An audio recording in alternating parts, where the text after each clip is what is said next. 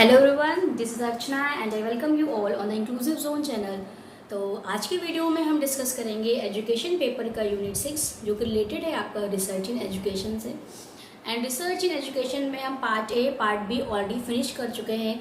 साथ ही साथ हमने इंक्लूसिव एजुकेशन के सारे पार्ट्स कंप्लीट कर लिए हैं।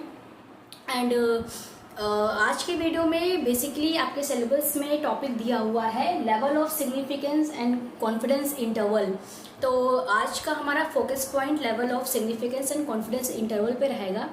साथ ही साथ ये टॉपिक आपके सिर्फ रिसर्च मतलब एजुकेशन पेपर के लिए ही नहीं बल्कि जितने भी अदर सब्जेक्ट्स हैं रिसर्च जिनके पेपर में रिसर्च आती है उनके लिए उतनी ही इम्पॉर्टेंट है। तो चलिए डिस्कस करते हैं और देखते हैं कि लेवल ऑफ सिग्निफिकेंस क्या होता है।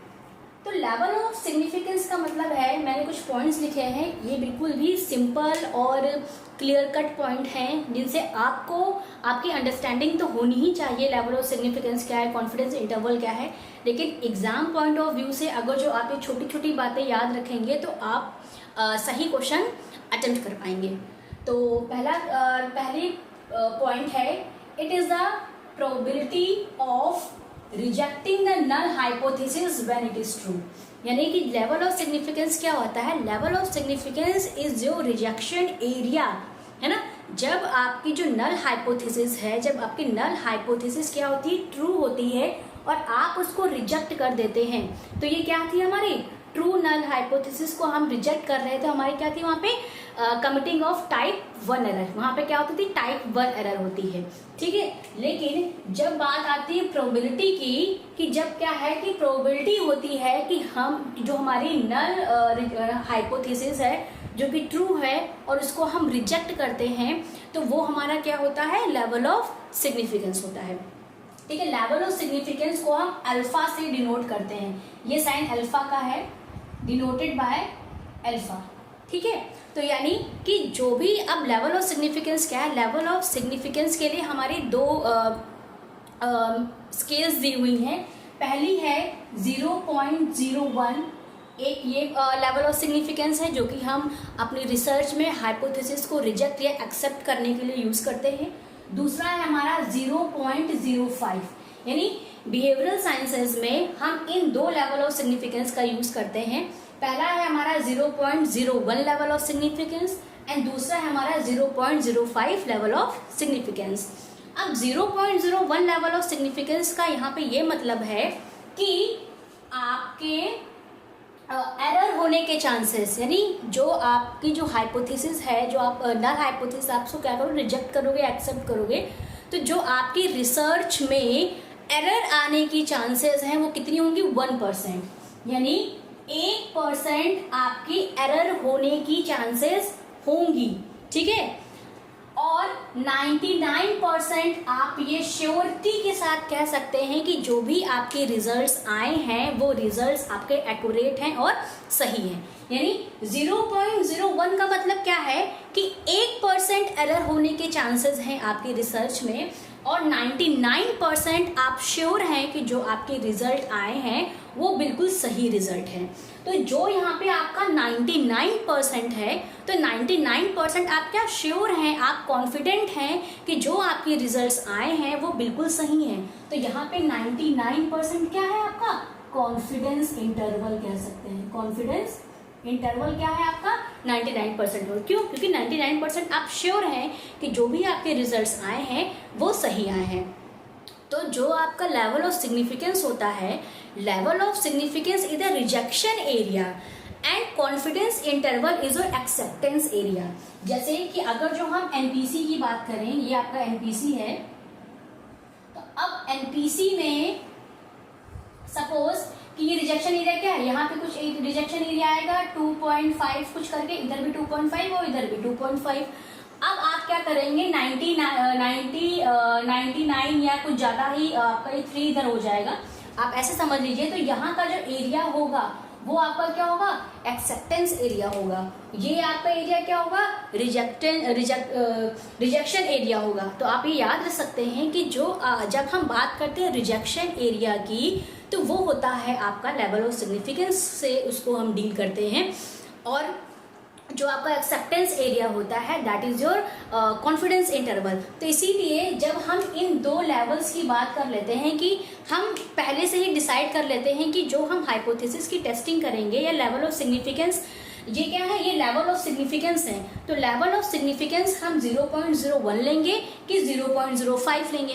सपोज आपने अपनी रिसर्च में 0.01 लेवल ऑफ सिग्निफिकेंस का यूज किया, तो आप ये कह सकते हैं कि आपकी रिसर्च में सिर्फ 1% एरर होने के चांसेस हैं और 99% आप श्योर हैं कि जो आपके रिजल्ट्स हैं वो एक्यूरेट हैं, वो सही है। यही हम बात करते हैं हम जब 0.05 लेवल ऑफ सिग्निफिकेंस की, तो हम यहाँ पे ये कह सकते हैं कि 5% आपकी रिसर्च में एरर होने के चांसेस हैं, वहीं 95% आप श्योर हैं कि जो आपके रिजल्ट हैं वो एक्यूरेट हैं, सही हैं, कॉन्फिडेंट हैं आप। ठीक है, तो ये है आपका 0.01 लेवल ऑफ सिग्निफिकेंस और 0.05 लेवल ऑफ सिग्निफिकेंस।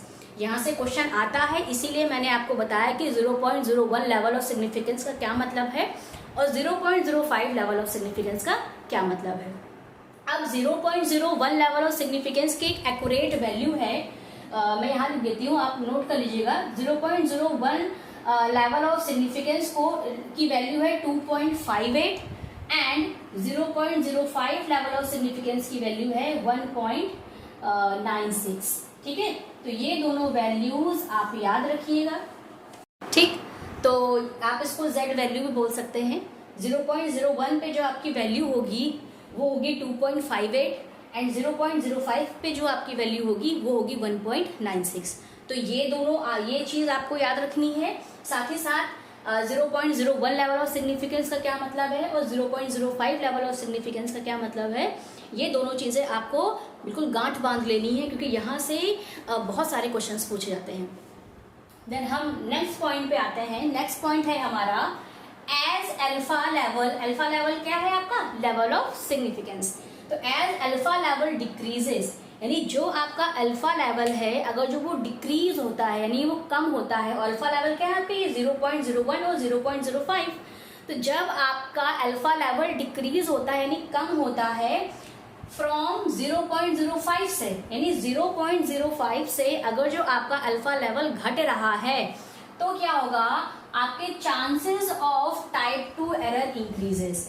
आपके जो टाइप 2 एरर होने के चांसेस हैं वो इंक्रीज हो जाते हैं, यानी कि जैसे जैसे आपका लेवल ऑफ सिग्निफिकेंस 0.05 से घटेगा वैसे ही आपका टाइप 2 एरर होने के चांसेस बढ़ जाते हैं। ठीक है, ऐसा क्या है, ऐसे ही फिर क्या है, वाइसी वर्सा। आप इसको उल्टा कर दीजिए, जैसे जैसे आप अपने लेवल ऑफ सिग्निफिकेंस को 0.05 से ऊपर बढ़ाते हैं तो आपका जो टाइप 2 एरर होने के चांसेस होते हैं ये क्या होते हैं, कम हो जाते हैं। तो आपको ये पॉइंट भी याद रखना है। अब हम बात करते हैं कॉन्फिडेंस इंटरवल की। कॉन्फिडेंस इंटरवल क्या है, it is the probability which we accept the null hypothesis when it is true. यानी ये प्रोबेबिलिटी होती है कि जब हम जो हमारी नल हाइपोथेसिस है हम उसको क्या करते हैं, एक्सेप्ट करते हैं। That is our confidence interval. यानी 99% पे आपकी जो नल हाइपोथेसिस थी वो ट्रू थी और आप उसको एक्सेप्ट कर रहे हैं, और 1% क्या है, आपकी जो नल हाइपोथेसिस है वो ट्रू है लेकिन आप उसको रिजेक्ट कर रहे हैं। तो that is your rejection area यानी लेवल ऑफ सिग्निफिकेंस, एंड उसका जस्ट अपोजिट क्या हो जाएगा, आपका कॉन्फिडेंस इंटरवल हो जाएगा। तो आई होप आपको level of significance and confidence interval समझ में आया होगा। अगर यहाँ से कुछ भी आपको समझ में ना आया हो तो आप कमेंट सेक्शन में मुझसे पूछ सकते हैं।